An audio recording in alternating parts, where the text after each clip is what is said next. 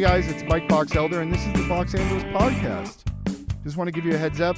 I've launched a Patreon. The plan is to host the audio archives of the podcast over there, patreon.com/BoxAngeles. So most of the first iteration are over there. But if you have any ideas of content I can put on there that would make you become a patron, like guest Q&A episodes or myself-only episodes, feel free to let me know. Patreon.com/BoxAngeles, or you can hit me up on Instagram DMs or whatever. All right, my guest this week is actor Jen Gardner. I couldn't be more excited. I met Jen Gardner many years ago at IO West, back when IO West was a thriving comedy club. She's the nicest, kindest, silliest person I know. She booked a recurring role on The Verge on Netflix during COVID. That was her first big TV show, in addition to the many commercials she does. But that story of how she booked that was fascinating since it was happening during COVID. She talks about it in this episode. Oh, I'm so happy to see Jen thrive, and I think you guys will be too. So without further ado, I give you... Hello, I'm Jennifer E. Gardner. I'm 5'4.5", and I'm based in Los Angeles. Have a great day! Jen, I am so excited to talk to you. Thank you, me Jen, too. I've known you for so long. Like I feel like I met you when you were fresh off the boat. Yeah. A wide-eyed Swedish girl from Sweden. What happened? And I'm so... what happened was we became really good friends, Yes. I think. Maybe you disagree, but No, I I think agree. we've become very good friends. We stayed close. And you had this huge audition right before COVID, and then that spun into a Netflix recurring character. How crazy is it? Like, my little Jen fresh off the Swedish boat. That's so cool. Yeah. It's kind of crazy. I mean, I guess that was 8 years ago that we met, probably. 8 years. Yeah, it was a long time ago. And I can't believe the things that have happened since. Yeah, talk about the On The Verge. On The Verge was a Netflix show. Start right talk away. about that. Yeah, Okay, talk love about it. that audition, because I know the story, but your first audition was pre-COVID, and then you got cast much later. Yeah. Talk about that audition. So, that was On The Verge was my first theatrical audition. Crazy. Amazing. Crazy. And I got it in March of 2020. My first audition was like March 6th or something, to be specific. So exciting. So exciting and very nerve-wracking. And then a couple days later, they were like, let's bring you in for a callback. You'll read with Julie Delpy. And Did you feel like the audition went well? Oh yeah. Did you know it was going to be a recurring role? I knew from the breakdown it's going to be 3 to 5 episodes. It ended up being 7 episodes for me.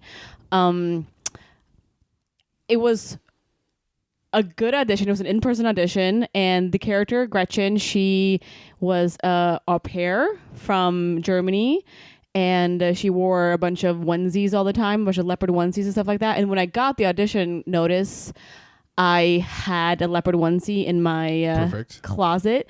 So I knew right away, hey, I'm going to just wear that. So I walked into the audition, my first audition, and the casting director, Wendy O'Brien, she came out to like bring someone else in, and she looked at me and she just went, perfect wardrobe. Shaking her head up and down. She was just like, good choice.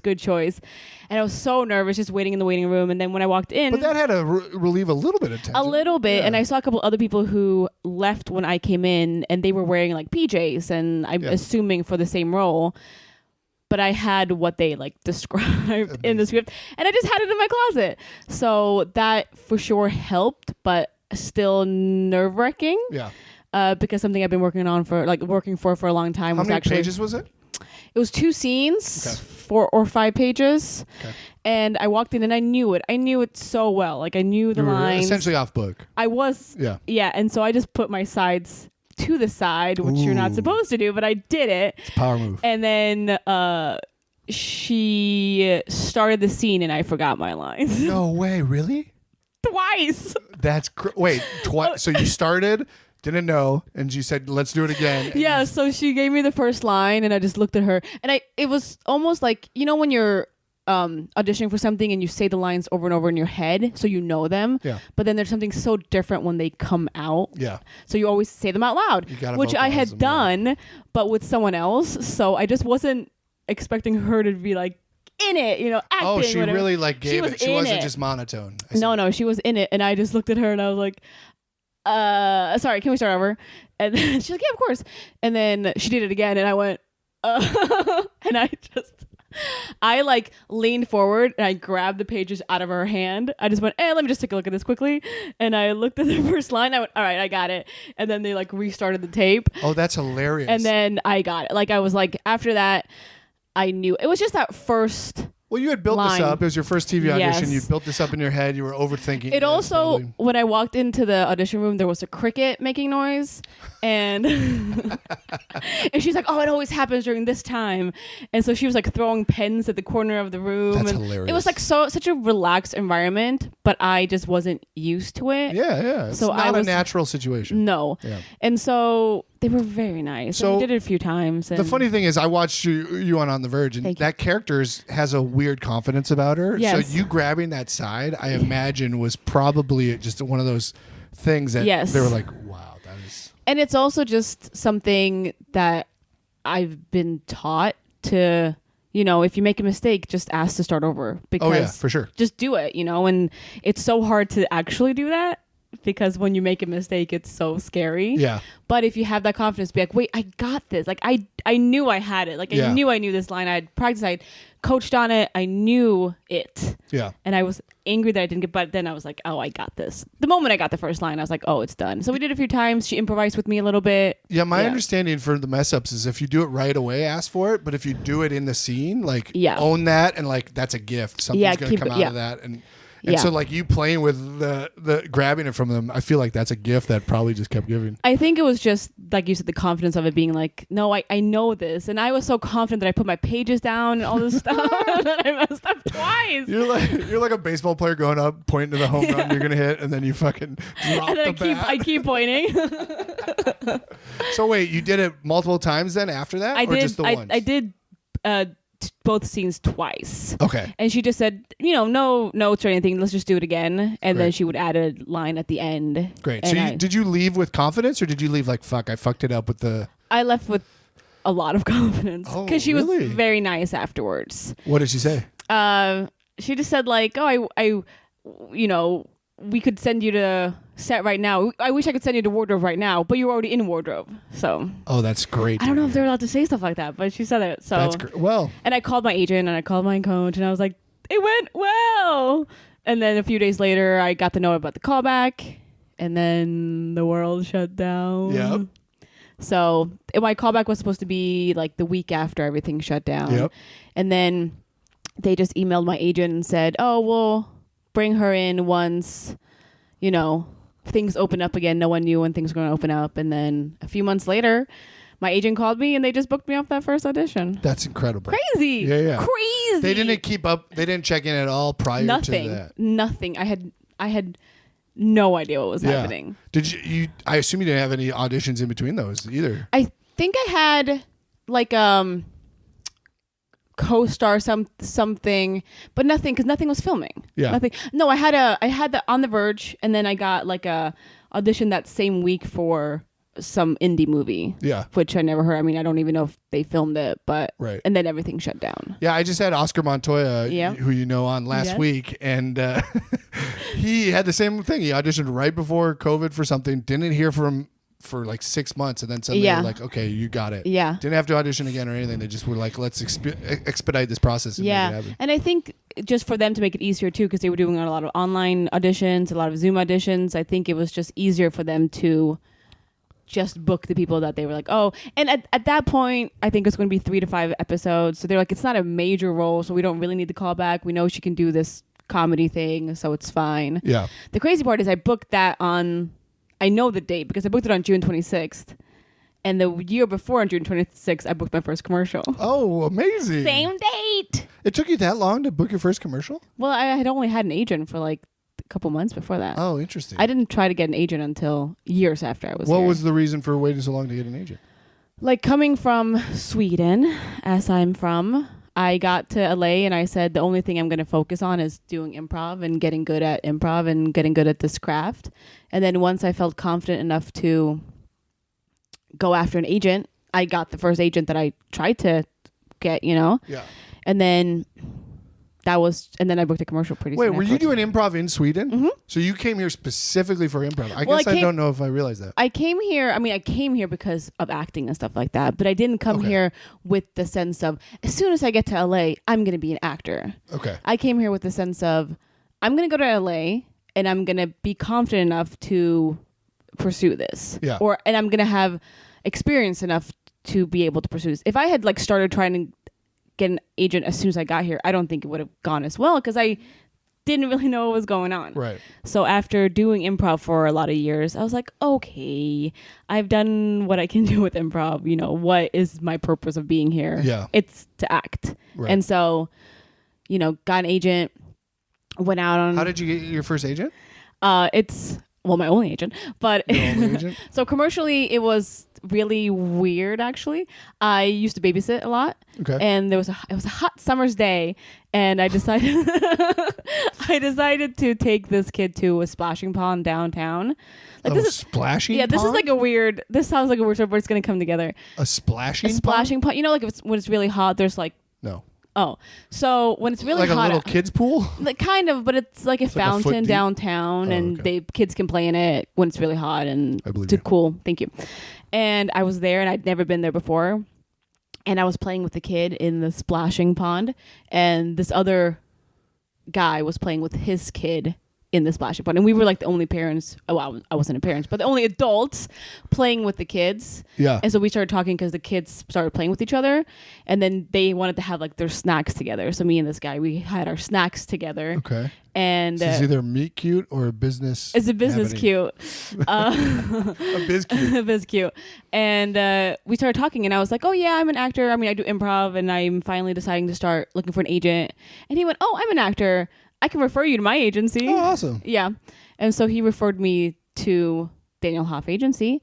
I went in, I auditioned for them, got a callback for them, and then booked the... They do callbacks for their agency interviews? Mm-hmm. Oh, fascinating. They used to. I don't know if they do anymore, but they used to do... yeah. Very cool. Yeah. And then so, you pivoted, I know this, but you pivoted them into theatrical as well. well, yes, because I started interning for them. Yeah. So I signed with them I signed with them commercially, and then started interning there to like get to know them. And then at the time when I started, at the time when I was signed with them, this woman, Janelle Bernard, she was the receptionist there. And then when I was interning for them, she became a theatrical agent. Oh, cool. And so we got to know each other really well. I worked in Right. the office. And then when I was ready to start looking for a theatrical agent, which was about a year after I signed commercially, I was like, I should now try to do theatrical stuff. She was like, I'll sign you. Yeah. So Let me ask you a question about that. Like, I feel like I'm always worried, or maybe I'm not worried, but like I've thought about this is like, out here you get perceived as what you are. Was there ever any concern from you or like from them about, oh no, that's Jen, she works in the office, she's not an actor, she's an admin assistant? Or was there ever like any I think hang-ups there was a around that? time when they did want me to work there. Like they were like, we like you and you could work here. And I was, well, I just started trying to become an actor. Like Yeah. I want to give that a shot first before I give up on it. Right. And so I don't think so, because they were always very supportive and very much like, hey, if you get in the room, they'll like you. Yeah. You know, like they're like, you're a likable person, so we believe in you. Right. And especially Janelle, who has been so amazing to take a risk on someone who didn't have any credits, who didn't have anything, but just like personality wise. And I also think that they saw how hard I worked, because I would do work for them. Yeah. So they were like, no, you work hard. You're a good person. We believe in you. Yeah, well, it seems like when you see like agency gigs, they're like no actors because they don't want to deal with like Yeah. sending you out. So it's just interesting that it worked out for you in that It's sense. weird. And it's like one of those unique things. I don't think people see a story and they go, oh, well, then I should do that too. It's like, no, it's different for everyone. Like it just happened to work out for me because I get along really well with the agents and I had a lot of free time to help out extra, Yeah. and Janelle and I just happened to get along really well. And it was just one of those lucky things that I also was prepared for, because I had worked really hard to get there. Yeah, So that's very cool.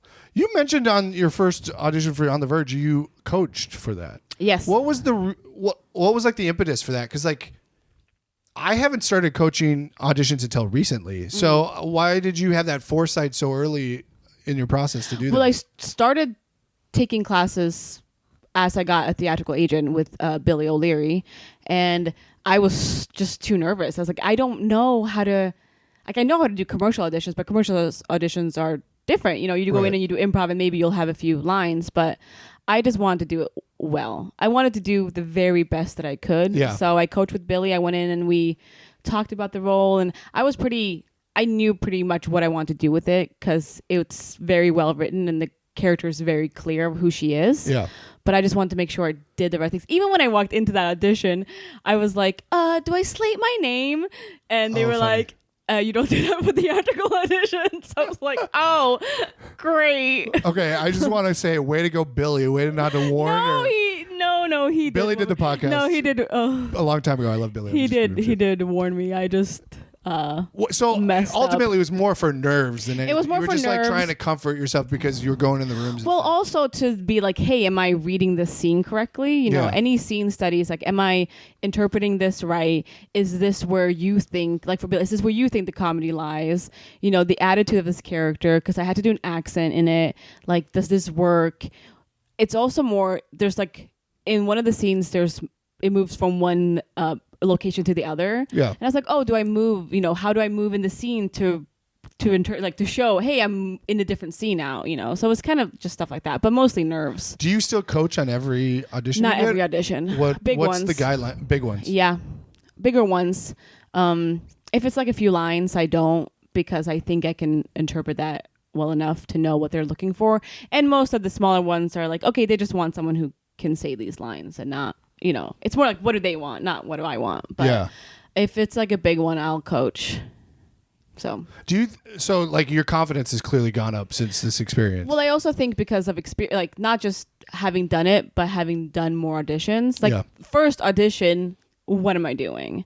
But now if I audition for something, it's going to be similar to something else I might have auditioned for. If it's just a few lines, there's not that many different ways you can do it. Yeah. Right? If it's a bigger scene, sure, you can interpret it in different ways. But if it's 4 lines, Yeah. just read the lines. Right. Yeah. Well, yeah. Most of the time. And am I right in thinking you don't like self-tapes? I just, I feel like we had this discussion recently. I'm such a, I talk to a lot of people though, so it's hard to keep track. do you like self-tapes? I kind of do. Yeah. I see the benefits of both. Yeah. Self-tapes to me are like, I've been coaching on my self-tapes, my theatrical self-tapes recently. All of them? This year, yeah. Okay, yeah. Because I like being told what to do, and I find that it's more fun to play with it like away. Yeah. If I go in there and do I'm only auditioning for co-stars, so if I go in there and do a one-line read, I'm like, I can't really have fun with this. I can give you one of those many Yeah. versions that I can do at home Yeah. and see how it looks.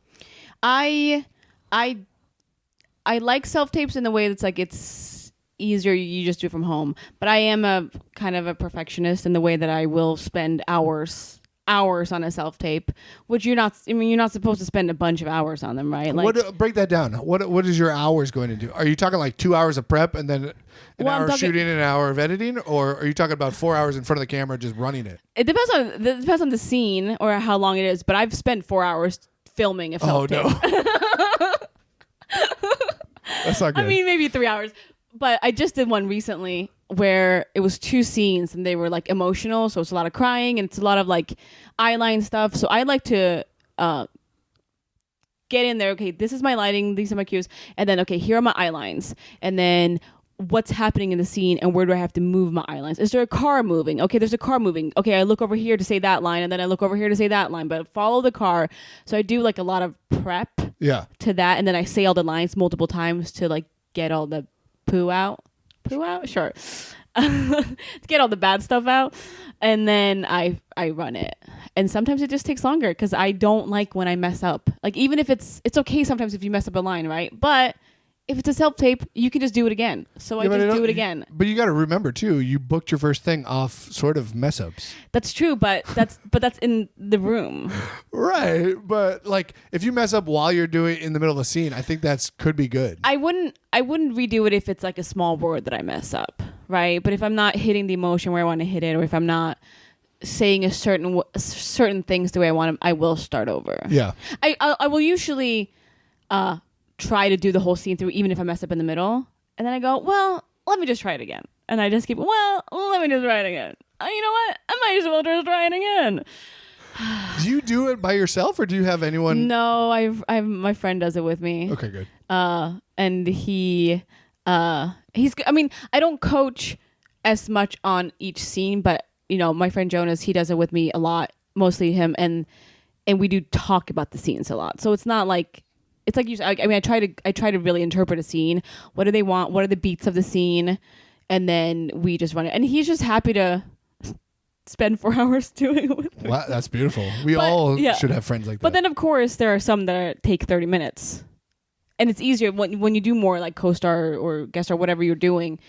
Some of them you just know, okay, they just want someone to say the lines. Yeah. Hit the beats, be done. Yeah. And then I don't overthink it. But if it's one like, oh, there's a lot of emotions in this and you have to cry and you have to actually feel something, I am going to take a longer time doing them. Yeah. Too long sometimes. Do you find that, I mean, this is interesting that you booked your first thing. Like, you don't really have a before and after because your first thing was a good success. Yeah. Good success.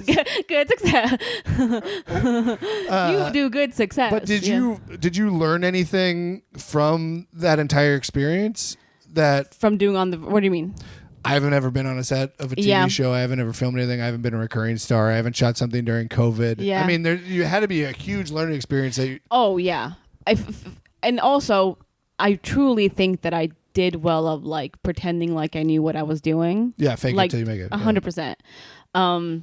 But, oh, yeah, it was terrifying. I think the thing that has been the best thing for me is knowing that I can book something, right? Because I haven't booked anything like that. I've booked commercials since, but I haven't booked a show since. Yeah. It is a numbers game.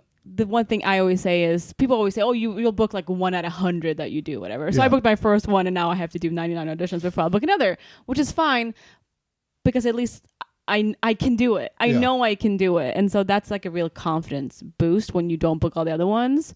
But yeah, it was so nerve-wracking. And it's also one of those like, I want to get back to that feeling because being on set is the best. And I cannot believe that like the people I was on set with, people that I have admired most of my life. It's crazy. That's awesome. It's crazy. So yeah, it was a huge learning experience. But I guess I phrased that a little weird. Did you like take anything from that though that you apply now, like when you're auditioning or think about when you're auditioning or anything?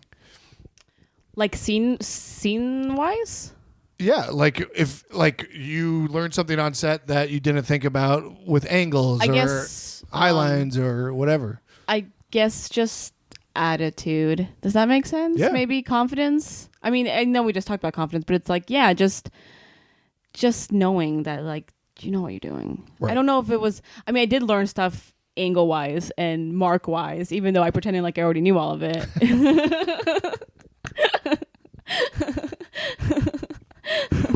I listened a lot. I mean, I do. It's not like I had never been on set before. I knew. Yeah. But on that scale, I hadn't. Yeah. So definitely that. And then, well, I get not eyeline wise, but there is something to say about having eye contact with someone when you're reading, right? Because sometimes when I do self tapes, I put up an eye line and I put up like a post-it being like, this is my eye line because whoever's reading with me is too far away. Yeah. But there is something about responding to a person. Yeah, it's such a different 100%. Feeling. And I even had that doing that on set. I was like, oh, this is acting. Yeah. Like which is so cliche, like you're responding because that's what it is. But you really feel that on set. When on self tapes, you're kind of just like, I'm saying these lines to a post-it right now. Yeah. Do you do that? Do you have eye lines? Like, do you have a mark or do you have I usually just look to the upper left or upper right of the screen is what I try to do. Right. But if you're reading with someone, they're on the screen or they're on the phone? When I coach on my audition, they're on a screen behind the so you don't try to post it up right behind the phone. So you try to kind of look at them or you're just looking at like I try to set it up so I'm looking at them and it fits my eye line. Like just over the camera. That's what I try to have stand right there. But then sometimes if it's multiple eye lines, you're like, look, I'm looking at the corner of that light. I'm looking at the corner of that thing, and it's just different. Eye contact really. Yeah, matters. Eye contact is something that I have this thing. I track every audition and I always write a note. Like it started as what I learned from this and now it's pretty repetitive. It's mostly work on your eye line. It's like every time I'm like, I guess I struggle with my eye lines a little bit. Well, I put like a strip of Post-it like right by the camera and then I look at the end of the Post-it. Oh, You funny. should try that. That That's helps good. because then you know the eye line is the exact same place every time. Yeah, that's good. But I do think that was like really helpful, just knowing the eye contact thing, because then you learn acting is very different than auditioning. Yeah. Auditioning is still a job. Well, that's kind of Yeah. that's what I was trying to go for. Yeah. Like, did you learn anything on set that you can now apply towards auditions, or that like it is very different, and that's It's why I was so curious. different. Yeah. I think it's just that boost of confidence, not anything that's like, hey, this one thing that I did on set, I now do in auditions. Yeah. I don't mean to put you out, but Okay. I think you feel a little down now since you did that show Right. and you haven't booked much. Yeah. How do you let that confidence that you got there not wane now on the back end of that, where the show unfortunately was canceled and Yeah. like you're trying to get your next thing? Like, how do you avoid like that deep opposite? You don't. Oh, You write it. I think you write it. It is definitely up and down. Of course, like the industry has been different with COVID, and there's a lot of things happening that we can't control. And I think it's important to like feel those valleys too, because I want to be on set, of course, but it is a learning experience to keep getting not even no's, just keep not you don't hear anything, right? So Yeah. you're like, oh, I just don't know. And so I think you have to like feel those feelings too, which can be really overwhelming. But then I like to think, this is how I think. I'm from Sweden, right? I came here from Sweden 8 years ago. I never, like, this is what I wanted to do. I wanted to act. yeah. And I've done it. I'm doing it, right? Yeah, This is, huge. I can call myself an actor. Like, that's cool.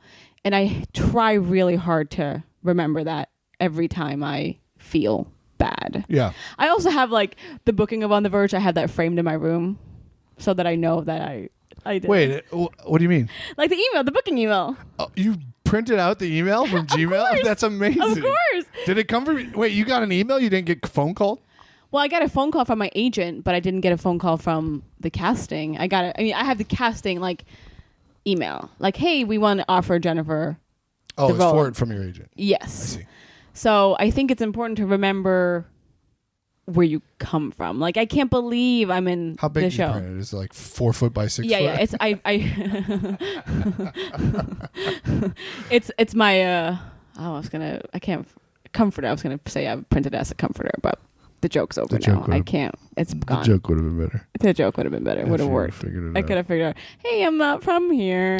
Yeah, but I think it's, I try to remind myself, hey, you are getting auditions still, right? Like, that's a huge, there were years ago where I didn't even have an audition, yeah. right? And so some of the things I've auditioned for, I can't believe I auditioned for. Yeah.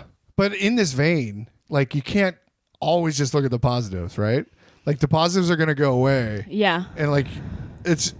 But you also can't let it be your whole life. Like, I don't get my sense of worth from if I book or not. Where do you get your sense of Myself. Really? I try to. How Where so? do you get your sense of No, worth? I finished it against the fucking What do you mean? I don't think that I am worthy just because I book something. It's like you don't get your sense of worth as a person if you're working. Do you? No, but I No. think I'm a healthy individual. I think a lot of people tie happiness to what we're talking about. I think so too. I think not just in our industry, in any industry, Yeah. like you tie because you're accomplishing something, but I'm very happy as a person. I think I'm a good person in general. I have a good family. I have a boyfriend. I have all these things. Like I get my sense of worth from the fact that I'm living a good life. That's great. And I don't think that just booking something means that you're worthy. Of course not. So, but, But it's that's really, great. but it's really hard. It's yeah. definitely hard to distinguish those two. Like Oh yeah. I am very happy and healthy, but it Yes. also gets me down when I can't book a one-line audition Me on too. a random HBO show. you know Yeah. what I mean? When there's 5 roles for it. Yeah. That's an inside joke. I 100% agree with that because it's so hard when you're like, I did it. Like I sent my audition. My audition was good. I could do this. Yeah. Why didn't I do it? Do you look at the stuff that you don't get? I try to. I Yeah. don't always, but I try to. Yeah. What's your conclusion usually after that? I think it's just more noise. Like, who knows? Oftentimes it's a different race or ethnicity or whatever. Yeah. But like, also sometimes it's not. Sometimes it's older. Sometimes it's slightly younger. Sometimes it looks like me. I mean, Yeah. And if it looks at you, do you feel like your audition, you delivered it the way that they did it?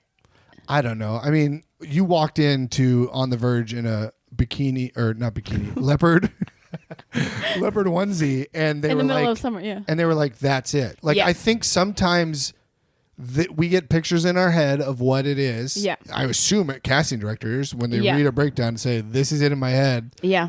And then when they see it, they see it. Yeah. And like, I could do really bad and still be the person that they saw. Yeah. And they might give me another chance Yeah. because they. So like, it's just so much.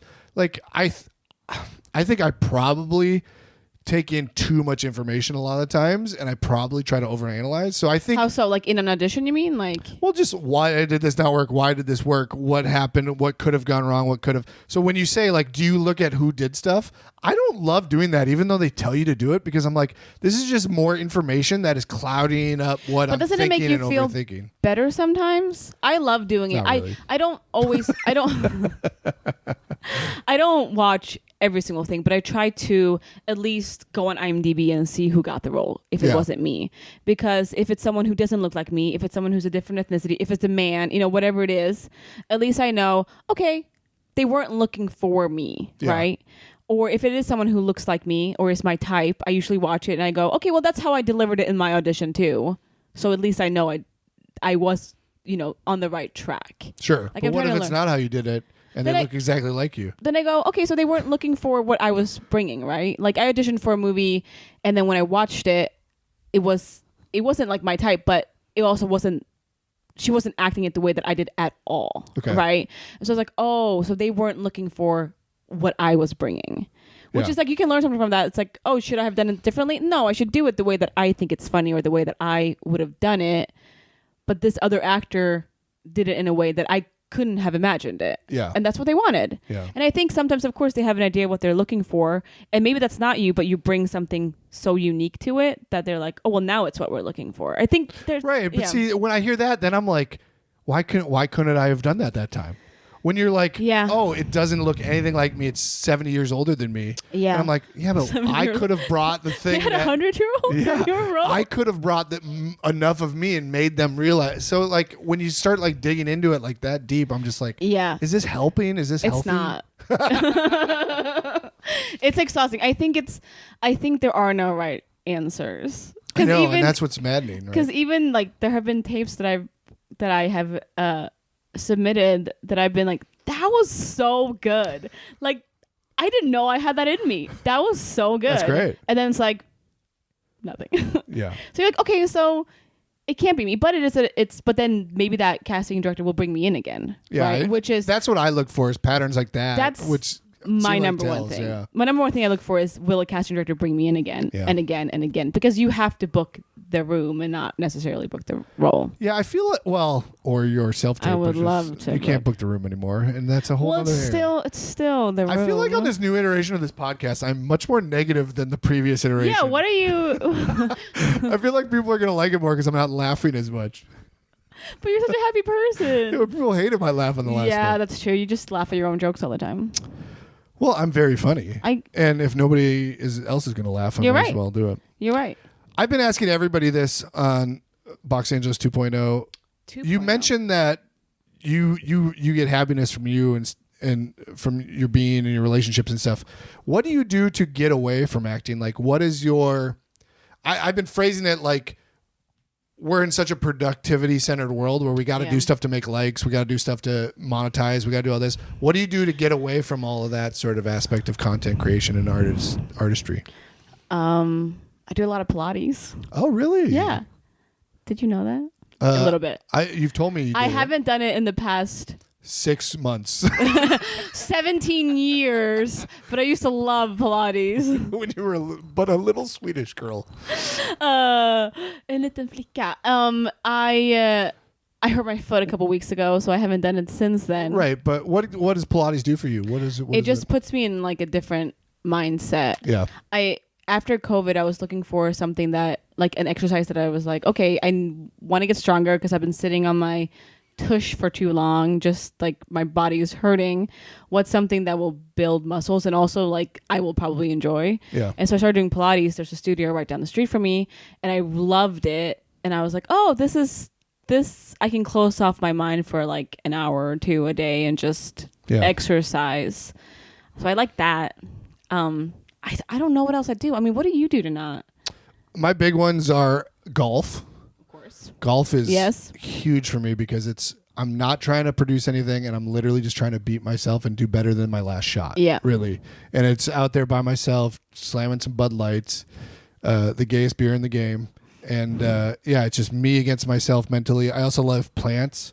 So we You got do a lot love of plants. plants, and I repotted a bunch of plants. Yeah. Just sort of that sort of motion of putting something in the ground and like doing all that. I used to love plants.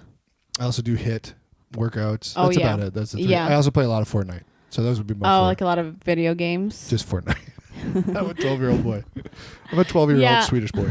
I think anything that can distract you, of course, is good. It's so hard to get distracted in this town. It's I think. interesting you phrase it as distraction, though. To me, it's flow. Do you know the term flow? Flow is the state of being when you're in your... Why'd you just look at me?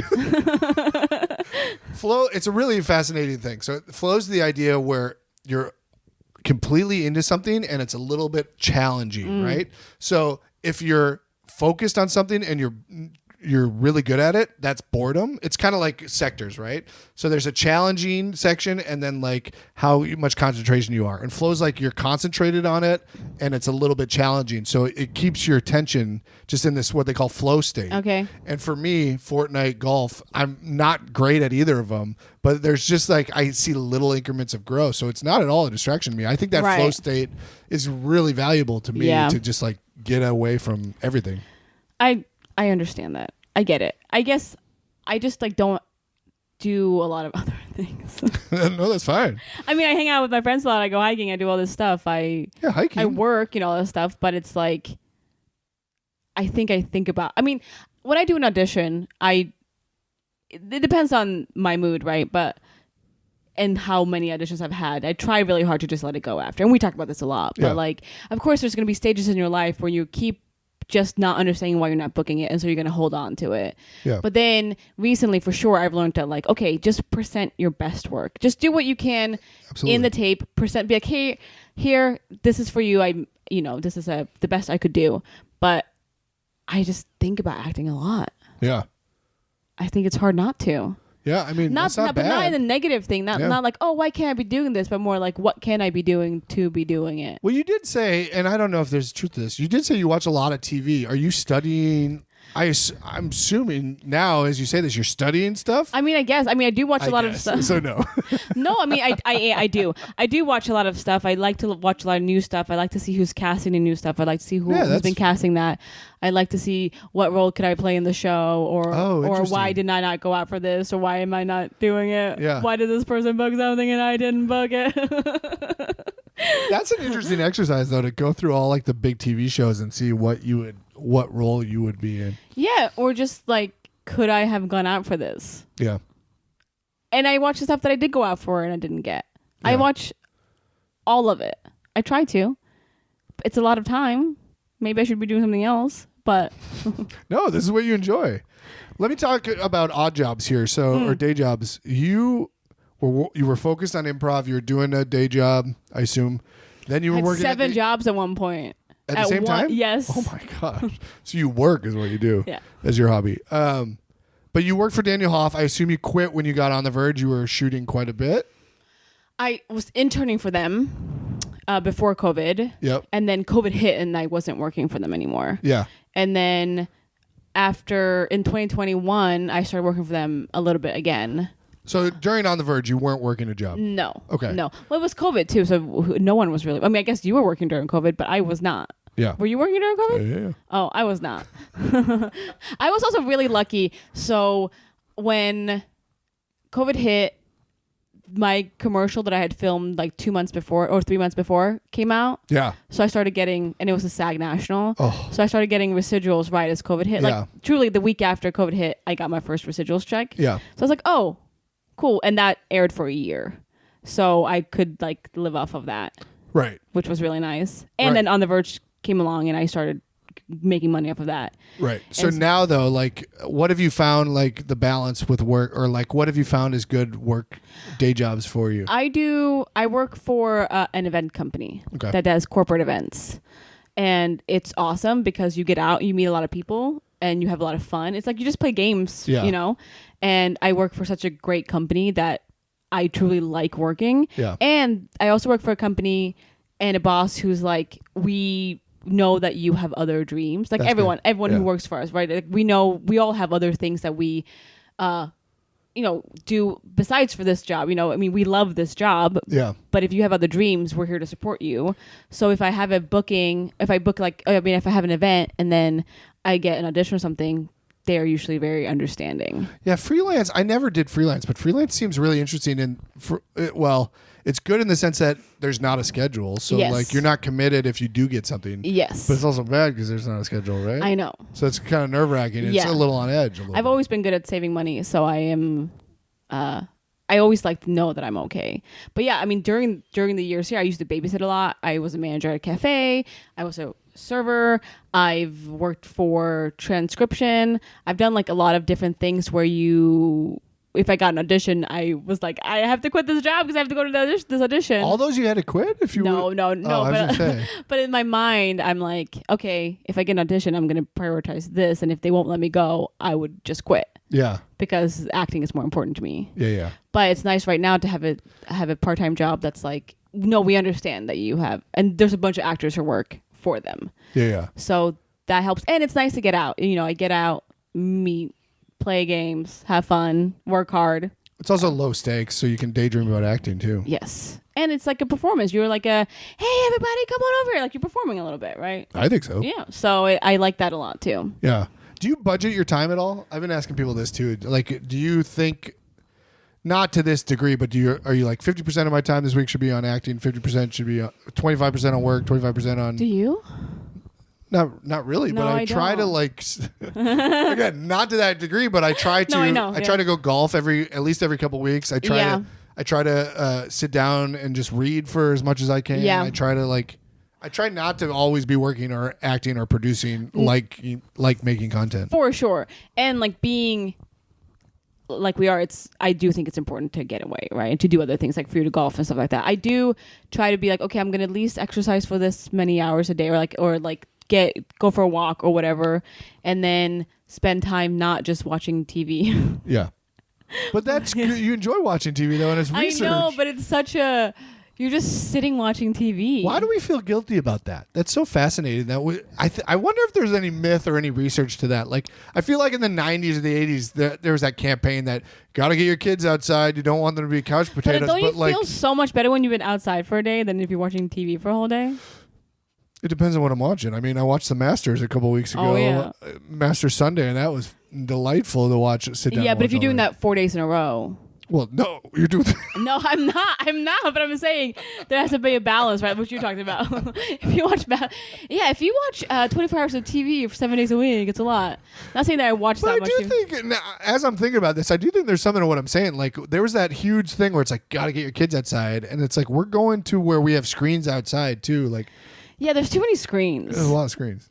But is that a bad thing though? Really? Yes. Is it? You don't think it's bad? I don't know. I think it's a little bit bad. We have. I don't like You can ask me any question. I have the answer in my pocket. Yeah, but you also are just on your phone all the time. Like the human interaction is missing. Humans are overrated. This is the new negative me. I hate human people. I hate human people. I don't think I like it. I don't think I like this version of you. I'm sorry. I do think I'm a realist I'm now. on social media, but I'm not on a lot of social media. Yeah. Which can be good and bad. I mean, for our business, I think you have to be on social media and you have to like create stuff. I just don't. I do have my bit Instagram. Oh yeah. Crouching down with your chin on your face. Jen crouching down with hand on chin. It's beautiful. Check But it out. this is speaking to my point though. Like, I feel like we as a society, and especially artists, feel like we have to be constantly busy, and Yeah. I think that's such bullshit.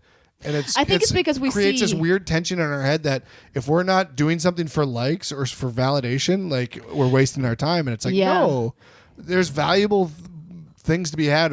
Me sitting on a golf course smashing Yeah. beers, you hiking with your friends. Yeah, and I do think the whole we have to do stuff all the time is because we are on social media and people post and we think that they're doing stuff all the time, which just isn't true because a it's weird, not real. Like it's not. Yeah, it's not real. Circle thing. And I think something that I try to remind myself of is that I have worked hard to get here. Right? If I'm not working hard for 1 day or 2 days, it's not that I've given up. It's more like I worked really hard to get here, right? I got on all the improv teams. I did all the stuff. I did all the work. I did all the classes.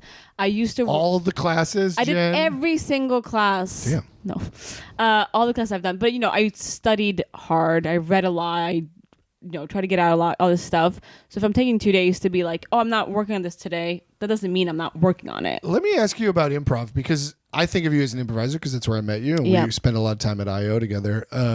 What's your relationship right now with improv? I feel like when you and me were in it at the height, it was very much must do, must be, must always be doing shows and stuff. Where are you at with improv right now?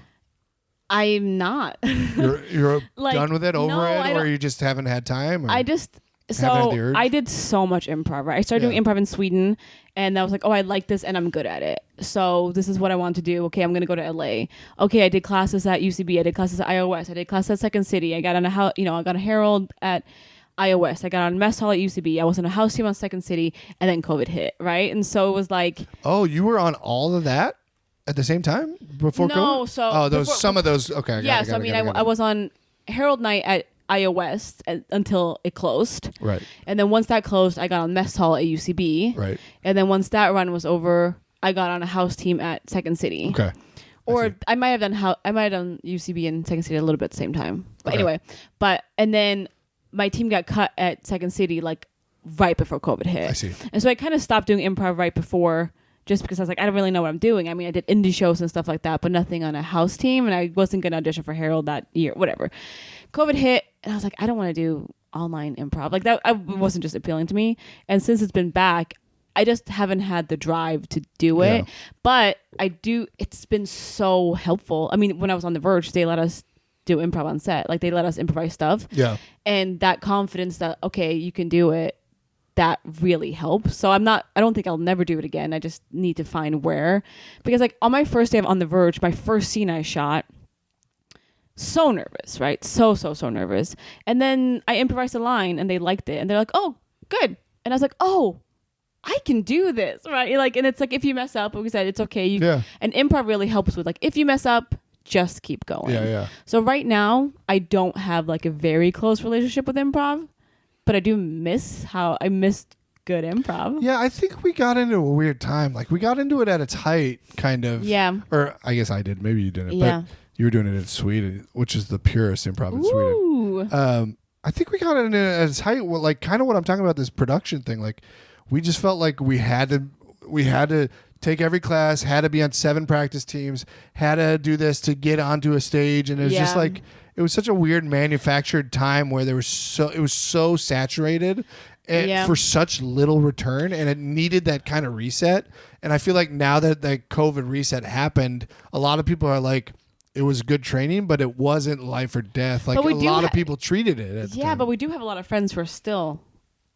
Yeah, but I have just as many, if not more, that have completely stepped away from it and just let it go. I got such joy from improv. Like I did too. I had grew up in Sweden. My dad's American, my mom's Swedish. I kind of had a different sense of humor than a lot of people. I mean, my family had a different sense of humor. Yeah, a bad one. Yeah.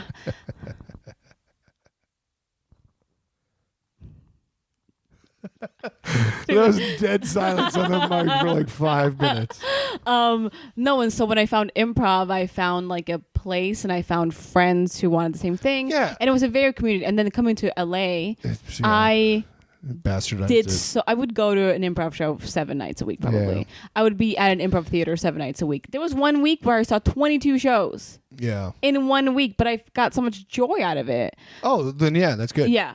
I thought you meant just to like be seen and no. I mean, I learned so much from improv. Did you say learned?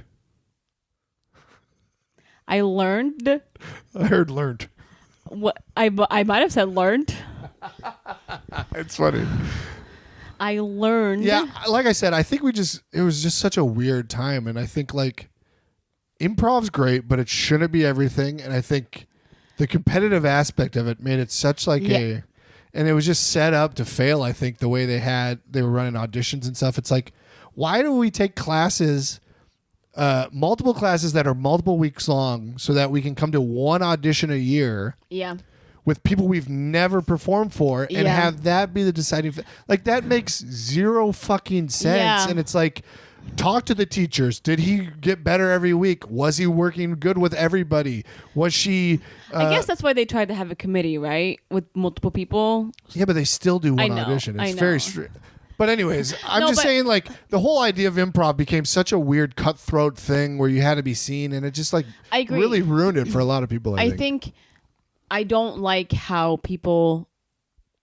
I didn't like the times when I felt like talking about worth came from if I got on the team or not. Yeah. Which there were times where I was like, if I don't get on this team, 100%. am I funny? You know, Everybody and it's like, would, yeah. yes, I am still funny, even though I didn't find the game in this one show that I did. Yeah. So I didn't like that part of it either. I loved the community of it. I loved my friends doing it. I loved how I felt when I had a really good show, or even when I had a bad show. I liked how I felt when I was on stage.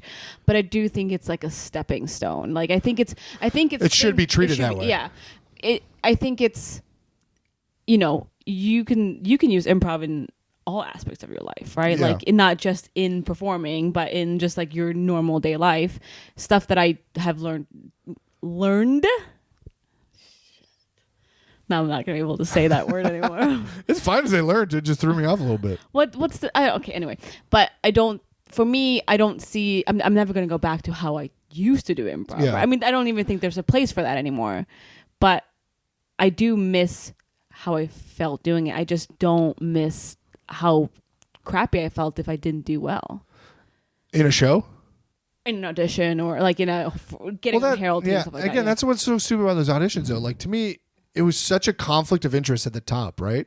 They would charge us for classes, so they were incentivized to have us in as many classes as possible. Yeah. So everybody got through all the classes, and it's Yeah. like, okay. you have to And keep then they taking do classes. one audition, but it's like, no, push people into different classes, different tracks where Yeah. it's like good, bad, medium, or whatever. Good, bad, medium.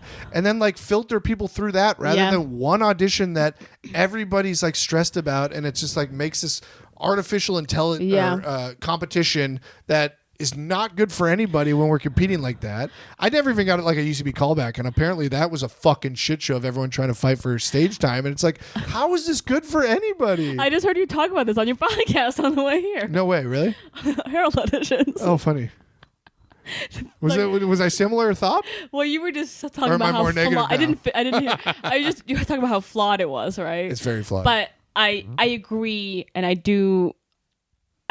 I don't know what the answer is, right? And I don't think there's an answer. I'm just No. saying I think improv had a huge reset. And Yes. I think what you did it for, that joy, and what I did it for, Yeah. just like the immediate audience reaction, Yeah. was what it should have always been. Yeah. And we just got in at a time when it was just so popular and so competitive for no Yeah. reason. Well, I also think it became a thing where it's like if you get on stage at this theater, you'll be seen and you'll be an actor and you'll get cast Which was and such stuff. bullshit. And it's like, this is the best way to get cast and stuff. No, there's not. There's No. plenty of ways So to many do it. people don't There's get so cast many. from any of those. And like when you put something like UCB or iOS, whatever, on your resume, because when we did commercials, they're like, we like to have people who do improv come in, even though they can't say that. That's what they wanted. But people would put UCB if they did one class. 100%, yeah. And so People put it if they didn't even I take know. them. And so it it's was like- such a fucking money making. It was yeah. such a bad Yeah. business model. And people didn't know dumping on the improv, difference, though. right? People didn't know the difference. Like if No. you're casting, it's like, you don't know. Okay, I went through improv. I was on mess, all this stuff. They don't know. They're not going to know Yeah. what that means. They also don't care if you're doing 12 indie shows at the clubhouse No. a week No. for 3 people. But they do care if you come in and you can make something work. Yeah. But if you go and have joy and do a show at the clubhouse for 3 people and you get something out of it, That was one of my best shows. That's the purest thing that Yeah. I'm into. And I just- like, yeah. I kind of, where I'm going with this, you and me should do an improv team. But I would like to go up and get that. I do miss that immediate satisfaction. Yeah. I miss it. I just Or immediate I don't know if I would audience know reaction. I don't know if I would get the same joy out of it now. Yeah, maybe not. Or maybe you're far enough away that you would. Maybe. I've been asking everybody this too. Okay, so I'm not unique, thank you. We're towards the end of the podcast, so this I'm trying to make this my last question. We'll see Okay. if it sticks. Okay. Last week, Oscar had a horrible answer. Did anyone take a chance on you that was like a big pivotal moment in your artistry or career or whatever? I mean, I think my agent did. Does that count? 100%, yeah. Yeah, I think not having any credits or any experience in the theatrical world, and I mean, I had booked commercials and stuff with my agency, Yeah. and then, Janelle just believing that I could be something. Yeah. And even, I have a manager too, which is great. And she saw the show and she was like, I want to work with you. And so she took Stephanie, she took a chance on me too. But I think the first person was probably Janelle. That's cool. Who was like, hey, let's do this. Have you talked to her about that? Have you told her that? I've told her how appreciative. She knows I'm very appreciative of her, and we're friends as well. And she's the kind of person who, if I have questions about anything, she will be there, which is beyond what her job is. But that's awesome. But that's because you were friends first. Probably. Yes. That's great. I think that's, and to have like representation, both Janelle and Stephanie, who believe in me, is really nice. Hell yeah. Because sometimes you don't believe in yourself. Yeah. Do you believe in yourself? Sometimes. Do you believe in yourself? I was just thinking, yeah, I do. What do you mean? Of course. Good. I got that. That's the right answer. I got that big dick energy. Please cut that out. I'll go back to being negative. No, I don't believe in myself. I got that small dick energy. I got that tiny dick energy. I think to the point of telling her, I think I've noticed this a lot this year. I feel like we don't tell people that they matter to us as much as we should. So I do. Oh, really? Yes. I feel like we tell it to other people, like you told me just now. But no, I tell. Oh my god, I tell my. I'm failing to remember the last time you told me I meant a lot to you. There's a reason for that. No, I like to think that I'm good at telling people that I appreciate them. I wasn't specifically telling you. I was saying. No, I know in general. Everybody. I feel like but I do agree with that. We talk good about other people behind their back, but we need to tell it more to people's faces. I think. I do agree with that. I do think it's, as a society. Yes. As a collective. And especially with everyone, with friends and family, but also with people who are working for us, who don't get paid unless we get paid. Agreed. To be like, hey, I appreciate all the work you're doing. I'm going to send my reps an email after this. What are you going to say? I'm going to say, hey, I appreciate you. Thank you for everything. What if they're like, okay, we're going to drop you? That would suck. If a positive note led to them dropping me, that'd be very How did depressing. you get your agent and manager? Which one? Theatrical. My TV agent was a guy named Chris Savidra. He liked the podcast and was like tweeting about it. And I said, hey, come on. He was like sharing it on Twitter. And he was like, yeah, let's do it. And he was a commercial guy first and foremost. But we had talked and he was like, I'm going to dip my toe into theatrical. You should come on. And so that's kind of how it happened. That's cool. Yeah. And your manager? You reached out to them, right? My manager, I was just spraying and praying emails to everybody. And I referenced myself as a funny dad bod type. And they thought that was funny, self-deprecating enough to want to interview me. And then once I get him on an interview, I got him in the door, baby. How long do you take on? Now I'm going to ask you. I know we're at the end, but how long do you take on a self-tape? I only get co-stars, right? So I try not to take more than, filming-wise, half an hour. Like, I don't run lines really for them because it's under 5 usually, so it's pretty easy to figure that out. Lately, I've scheduled it with my coach. We say this time. I maybe run the lines and set up everything for 20 minutes before it, and then we knock it out in under 30 usually. That's good. And then I edit it in right away in 10, That's 15 good. minutes. What's the longest you ever spent on an audition? Not that long. Not 4 hours? No. I spend more time on like class stuff. Like in classes, I get like meaty stuff, and I run. If I'm working, I did an audition class in February where it was 2 nights a week, so Wednesday and Saturday. Yeah. And like the moment Wednesday class was done, I recharged, and then Thursday I was immediately running the lines for Saturday. I think that's the way to do. If I get like a co-star audition, I will take. It will be faster, of course, because if it's less lines, it will be easier to understand. And although I do think that they're harder sometimes because you don't know what to bring to them, right? Agree, if it's 2 lines, it's like, I don't know what to do with this. And I do think it's harder than having like a 5-page scene that you can interpret and you can understand what's happening. But yeah. My character bios are often 30 to 40 hippie pep shop boner. You know what I mean? It's like they give you one maybe verb, adjective. Oh boy. Oh no. Do you feel good? I feel fine. How do you feel? About this interview. Yeah, I feel great. Want to add? You were a little nervous about this. You were a little apprehensive. Yeah, I don't like talking about myself. How'd it go? I don't know. You tell me. You're the one who listened. I don't know. We'll see what the numbers say, I'll get back to you. I didn't have any good scrabs. I'm going to really have to work on this one in post-production. Shit. All right, you guys slate your name again. End slate. Hi. Tail slate. Sorry, I talked over it. Hi, I'm Jennifer E. Gardner. I am 5'4.5", and I'm based in Los Angeles. Have a great day. MTV and the Channel E. A thing for celebrity. I don't think I like it. I don't think I like this version of you.